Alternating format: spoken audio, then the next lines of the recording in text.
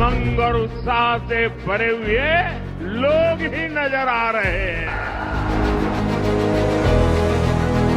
युवा की सरकार, संग्राम की जनता से ज्यादा।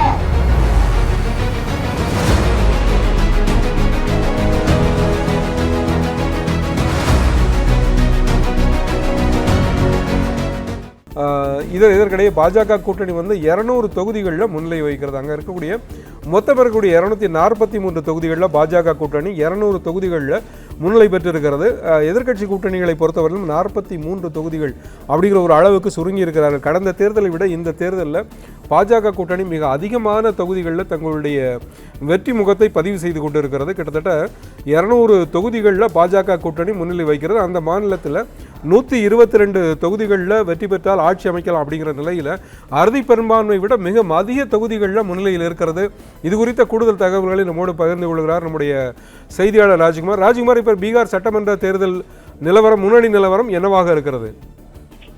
பீகார் சட்டப்பேரவை தேர்தலை பொறுத்தவரை நீங்கள் குறிப்பிட்டவாறு இதுவரை இல்லாத அளவு ஒரு மிகப்பெரிய வெற்றியை பாஜகவும் அதன் கூட்டணியில் இடம்பெற்றிருக்கக்கூடிய ஐக்கிய ஜனதா தளம் கட்சியும் பதிவு செய்திருக்கின்றது. ஒரு மிகப்பெரிய வெற்றி. இதற்கு முன்பாக பாஜக பெற்ற வெற்றிகள் என்பது அதிகபட்சமாக 80 சட்டப்பேரவை தொகுதிகள் வரை பாஜக வெற்றி பெற்றிருக்கின்றார்கள். ஆனால் அதையெல்லாம் அந்த சொந்த சாதனையை கூட முறியடிக்கக்கூடிய அளவிற்கு பாஜக முன்னிலை பெற்றிருக்கின்றது. கடந்த 2010ஆம் ஆண்டிலே பாஜக 102 இடங்களில் போட்டியிட்டு 91 தொகுதிகளை வென்றிருந்தது.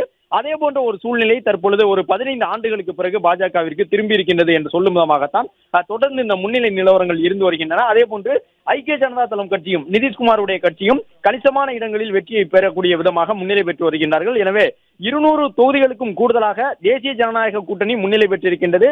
இந்தியா கூட்டணியை பொறுத்தவரை ராகுல் உள்ளிட்டவர்கள் தீவிர பிரச்சாரத்தில் ஈடுபட்டிருந்த நிலையிலும் அங்கே முதலமைச்சர் வேட்பாளராக முன்னிறுத்தப்பட்ட இந்தியா கூட்டணியினுடைய தேஜஸ்வி யாதவினுடைய வெற்றி கூட கேள்விக்குறியாகிவிட்டது. 2000 வாக்குகளுக்கு மேலே அவர் பின்தங்கி போய்விட்டார். வாக்குகள் தொடர்ந்து எண்ணப்பட்டு வரக்கூடிய சூழ்நிலையில் பாஜக வேட்பாளரிடம் தொடர்ந்து பின்தங்கிய நிலையில்தான் தேஜஸ்வி யாதவ் இருக்கின்றார். எனவே எதிர்க்கட்சிகளுடைய வெற்றி வாய்ப்பு என்பதை 40 தொகுதிகளுக்கும் உள்ளாக சுருக்கி விட்டது பாஜக கூட்டணி. 200 தொகுதிகளுக்கு மேலாக வெற்றி பெறக்கூடிய விதமாக அமோகமாக வாக்குகளை தொடர்ந்து பாஜக கூட்டணி பதிவு செய்து கொண்டிருக்கின்றது. பிளே ஸ்டோர் மற்றும் ஆப் ஸ்டோரில் இருந்து பாலிமர் செயலியை QR கோடு மூலம் பதிவிறக்கம் செய்யுங்கள். செய்திகளை உடனுக்குடன் பெறுங்கள்.